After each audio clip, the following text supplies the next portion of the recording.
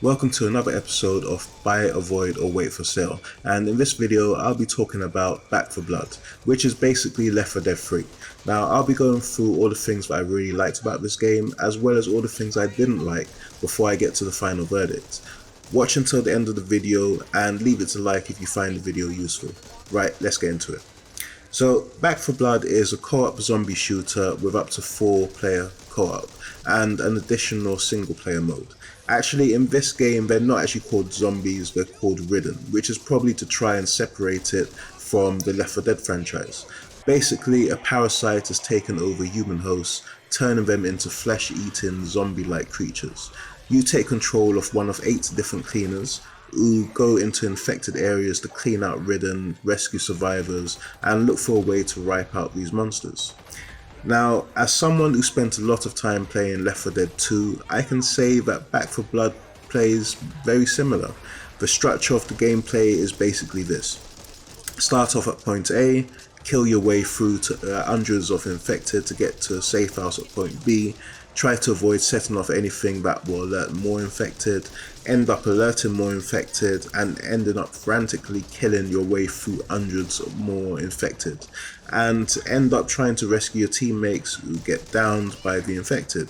But there have been some significant changes made that are actually improvements on the Left 4 Dead games. Let's start off with the cleaners. In Left 4 Dead, the only difference between the playable characters was the voice acting for the one-liners that they would make throughout the game. In this game, each cleaner has their own perks for both themselves and their team.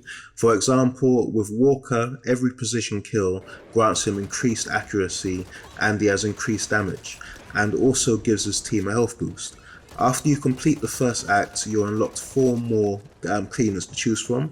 Now, I was actually surprised that all 4 additional characters were unlocked after the first act, because I thought they would spread the unlocks out as you progressed, but it was nice having access to them so soon. The 2 I ended up playing as the most were Doc, who has increased healing efficiency and can also heal each teammate once per level, even if she doesn't have a health pack, and Carly, who I chose because she starts off with a toolkit for unlocking special locked areas and boxes for better weapons and ammos, as well as a healing station, and she also has a Tech 9 as a side up. Now, the next thing I thought was really good was the card system. There are corruption cards which are added at the beginning of each level to make it harder.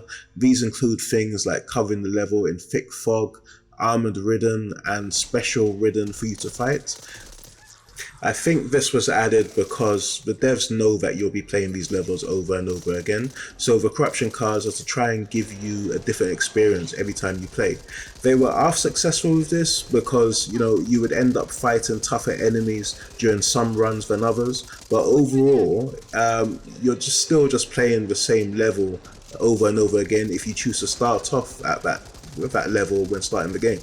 You also have your own cards, which you can equip at the beginning of each level, which will give you and your team an advantage. These are things like being able to use a knife as a melee weapon while you have a gun equipped, being able to recover some health every time you use a melee on a ridden, increased accuracy, ammo capacity, health, stamina, being able to carry additional offensive and supportive items. The one I found the most useful when things really got tough was one that gradually restored the team's health for 20 seconds when a teammate was downed. Especially useful if you're the last man standing on your team and you're trying to reach your teammates to revive them. When completing levels, you unlock supply line credits, which can be used to buy cards from the supply line vendor. Once bought, you can create a deck of up to 15 cards to be selected at the start of a game, and the cards will become available in the order that they're added to the deck. For example, if you join the game towards the end of an act, the game will automatically select the number of cards from your deck that would have been selected in the earlier levels. So it will do it in the order that the cards were added. You then have some cards on screen to select from, and you cannot move through to the next available cards. So you need to think about the order that you add these cards, because some perks may be more important to you than others. Now, I thought the card system was actually really good, and if you have a decent team that will strategically select and activate the right cards, it can actually make your team feel overpowered at some points, because remember, some of these cards include team perks. Now, this brings me to the main issue with the game: matchmaking. Now, if you're playing with friends, this probably doesn't apply to you, as you can set up a private game for you and your friends.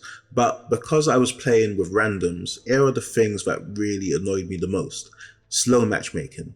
Now, this may just be a Game Pass issue, but it was sometimes taking up to 10 minutes to find a team. When you select the option to continue a run on the Game Pass for PC version, it just wasn't having it. I tried many times and it just wouldn't find a match. So this is obviously broken. If you select the option to create a run and then select the last level that you played, it will find the game much quicker, but can sometimes take up to 10 minutes. Crossplay doesn't feel like it's 100% crossplay when it comes to matchmaking. Throughout my time completing the campaign, I only had a couple matches where I had one or two people that weren't on Game Pass in the team. They were playing on either the Steam or Epic Game Store versions of the game, but I haven't actually matched with one person on PlayStation yet.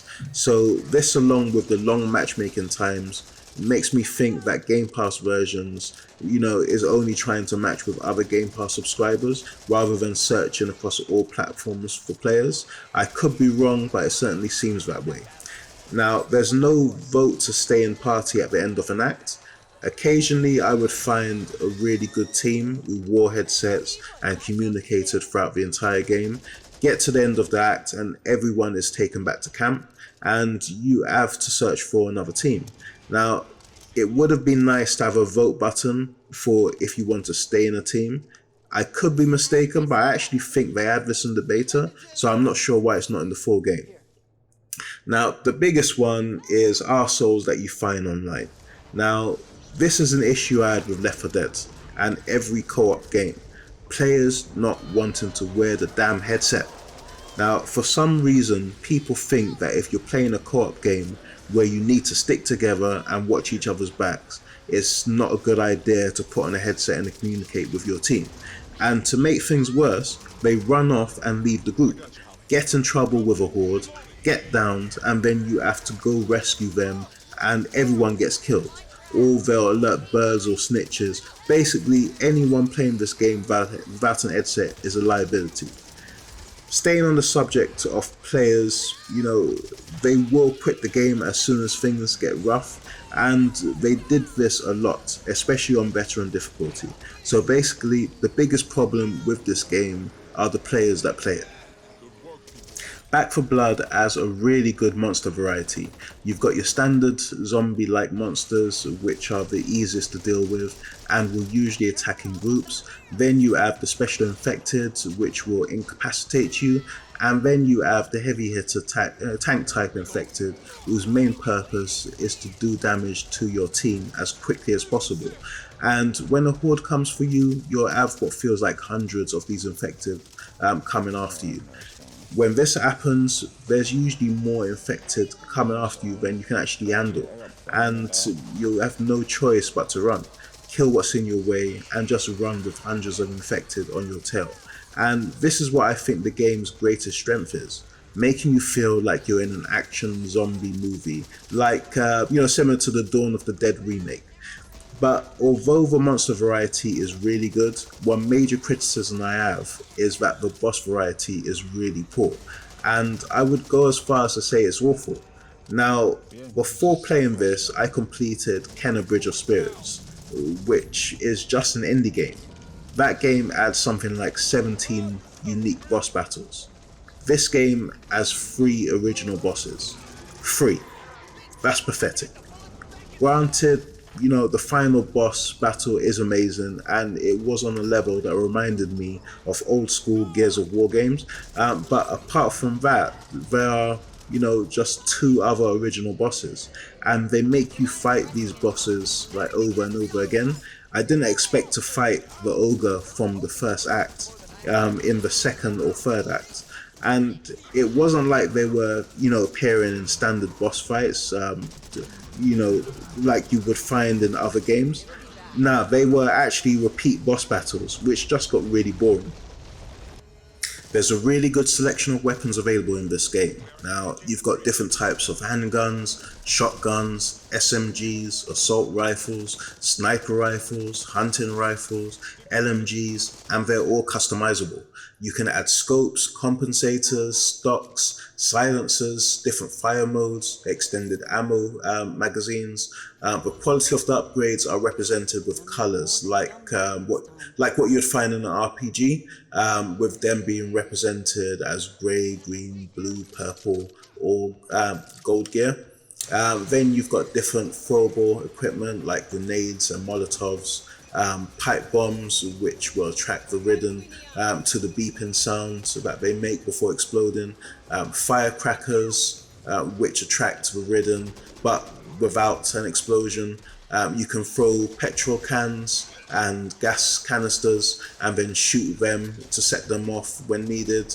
And then you've also got support items like defib units for quickly reviving teammates, hidden items like med packs, bandages, and pills, toolkits, which are very useful for unlocking special rooms and boxes.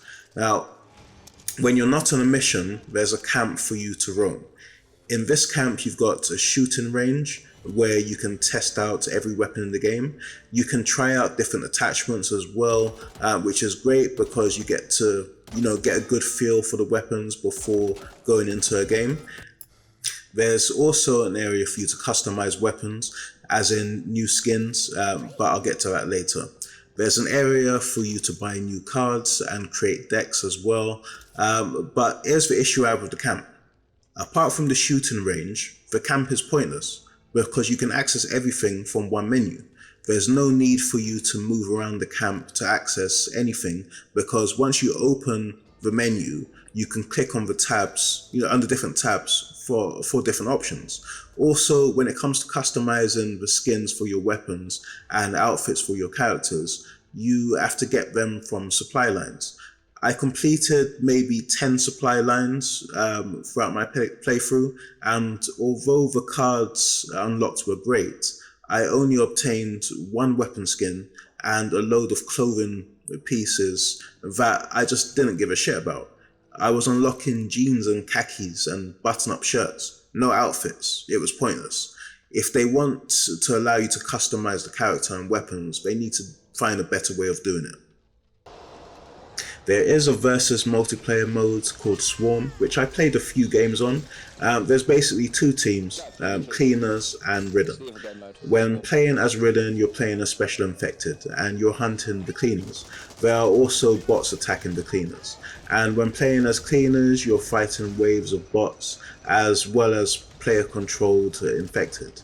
There's a timer for how long the cleaners can last, and when the teams switch, the next team that plays the cleaners will need to beat the time set by the other side. This mode is okay, but it's not really something that will keep me coming back for more. And also there's a solo mode where players can play through the campaign with bots.